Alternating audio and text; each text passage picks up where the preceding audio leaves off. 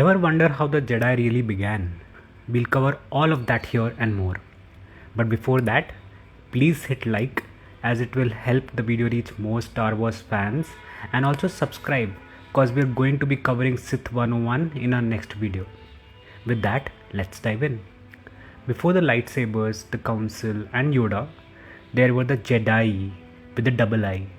The term Jedi actually comes from the word Jidaigeki, a genre of Japanese cinema about samurai, and like samurai, Jedi were once wandering warriors guided by honor and duty. But long before the Jedi Order, we know there was Tython, a planet deep in the galaxy's core, where force-sensitive beings were brought by mysterious ships called the Thoyor. Here, the Jedi Order was born. They didn't follow just the light or dark side. They sought balance, calling the light Ashla and the dark Bogan. But the balance didn't last. Rogue Jedi embraced only the dark side, triggering massive force storms and what we now call the Force Wars. The light side Jedi won, but barely. And the lesson was clear. Balance was fragile. So the Jedi Order was formed, and this time dedicated solely to the light.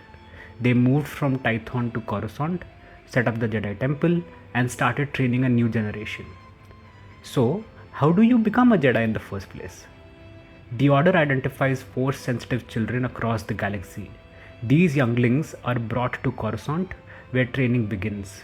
Everything from lightsaber combat to deep philosophy. Their connection to the Force is measured by midichlorians, which are microscopic life forms that allow beings to connect to the Force. The higher the count, the stronger the potential. After training, these younglings become Padawans and are assigned to Jedi Knights or a Jedi Master. Think of this as an internship, but with blasters, lightsabers, and moral crises. If a Padawan proves themselves through the Jedi trials, they are knighted, and only through years of wisdom and service can a Jedi become a master, like Yoda. But the Jedi Order was far from perfect. Over time, they grew rigid, tied too closely to the Republic and its politics.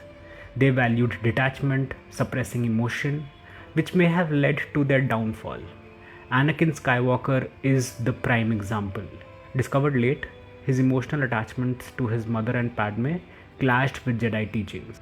But instead of guidance, he got suspicion. And we all know what the result was: Darth Vader. The Jedi's refusal to adapt made them blind to the Sith, especially Palpatine, who used their arrogance and bureaucracy to destroy them during Order 66. We've covered Order 66 in a separate video, which we will link here. So do check that out for how the grand plan was orchestrated. After the fall, survivors like Yoda, Obi-Wan, and Ahsoka went into hiding. And later, Luke Skywalker tried to rebuild the Order, but his efforts crumbled when Ben Solo, his nephew, turned to the dark side. Now with Rey, we see a different kind of Jedi emerging. One who hopefully learns from the past, who embraces compassion, connection, and the full spectrum of the Force. The Jedi were peacekeepers, warriors, philosophers, and sometimes deeply flawed. But their story is a reminder that power must always be balanced with wisdom, and that even in failure, there's hope. Enjoying our content? Do hit subscribe to follow along, and until next time, may the Force be with you.